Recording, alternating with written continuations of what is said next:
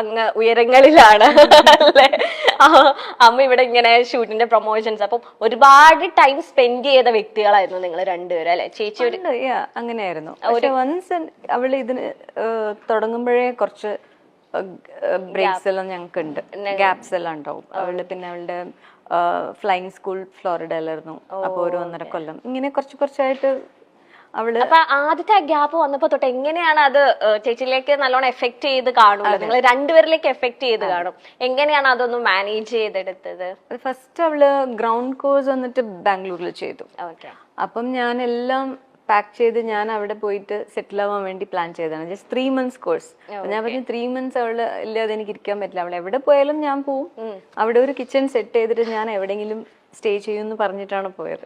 പക്ഷെ അവള് ഭയങ്കര കോൺഫിഡന്റ് ആയിരുന്നു. പിന്നെ അവൾക്ക് സമയമില്ല നമ്മളുടെ കൂടെ സ്പെൻഡ് ചെയ്യാൻ, ഫുൾ ഇരുന്ന് എപ്പോഴും പ്രിപ്പയർ ചെയ്യണം.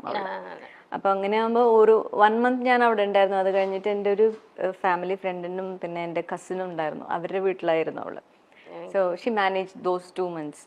അപ്പോഴാണ് എന്താ പറയാ, കുട്ടികൾ നമ്മളെ പാരന്റ് ആയിട്ട് വളർക്കുകയാണ്. I raised her as a child and she raised me as a mom. അപ്പൊ ആ 2 months അവൾ ഇല്ലാതെ ഞാൻ ചെന്നൈയിൽ ഉണ്ടായിരുന്നപ്പോ എന്നെ അവള് പ്രിപ്പയർ ചെയ്തു. അപ്പൊ എനിക്ക് ഒരു കോൺഫിഡൻസ് വന്നു, ശരി അവള് ഫ്ലൈയിങ് സ്കൂളിൽ എവിടെ പോയാലും she can manage on on. അങ്ങനെയാണ് അവളെ വിട്ടത്. ഇപ്പൊ ചേച്ചിയുടെ ഒരു ആക്ടിംഗ് ഹിസ്റ്ററി എടുത്ത് നോക്കുകയാണെങ്കിൽ എല്ലാ മിക്ക സൂപ്പർ സ്റ്റാർസിന്റെ ഒപ്പം ചേച്ചി ആക്ട് ചെയ്യും. സംഗീത മാഡം, ഈ ചിന്താവിഷ്ടയ ശ്യാമള എന്ന സിനിമയിലേക്ക് സാക്ഷാൽ മോഹൻലാലാണ് മാഡത്തിനെ സജസ്റ്റ് ചെയ്തത് എന്ന് കേട്ടിട്ടുണ്ടല്ലോ, അത് സത്യമാണോ? ഞാൻ ശ്രീനി സാറുടെ ഒരു ഇന്റർവ്യൂ കണ്ടു ലേറ്റസ്റ്റ് ആയിട്ട്. അപ്പൊ അതിലാണ് ഞാൻ അറിഞ്ഞത്. ആണോ? ചേച്ചിക്ക് അറിയില്ലായിരുന്നു. ഓക്കെ. അല്ല, ഫസ്റ്റ് മലയാളത്തിലേക്കുള്ള എൻട്രി ലാലേട്ടന്റെ സിസ്റ്റർ ആയിട്ടായിരുന്നു അല്ലെ? നാടോടി എന്ന മൂവിയിലായിരുന്നു എൻട്രി. ആ സമയത്ത് ലാലേട്ടന് ഒരുപാട് പിക്ചേഴ്സ് ഒക്കെ ചേച്ചിയുടെ അടുത്ത് തന്നിട്ടുണ്ടായിരുന്നു. സെറ്റിലുള്ള പിക്ചേഴ്സ് ആണോ, സിംഗിൾ പിക്ചേഴ്സ് ആണോ? അല്ല, അത് ആക്ച്വലി ഷൂട്ടിംഗ് കൊടൈക്കനാലിലായിരുന്നു.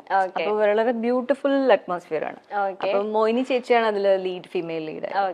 അപ്പൊ ലാൽ സാറിന്റെ ഫോട്ടോഗ്രാഫി ഇൻട്രസ്റ്റ് ഉണ്ടായിരുന്നു തോന്നുന്നു. സോ എല്ലാവരും എടുക്കുകയാണ്. അപ്പൊ എനിക്കും കുറച്ച് എന്റെ കാൻഡിഡ് പിക്ചേഴ്സ് ആണ് കുറച്ച് കിട്ടി. അതിപ്പോഴും സൂക്ഷിച്ചു വെച്ചിട്ടുണ്ട്.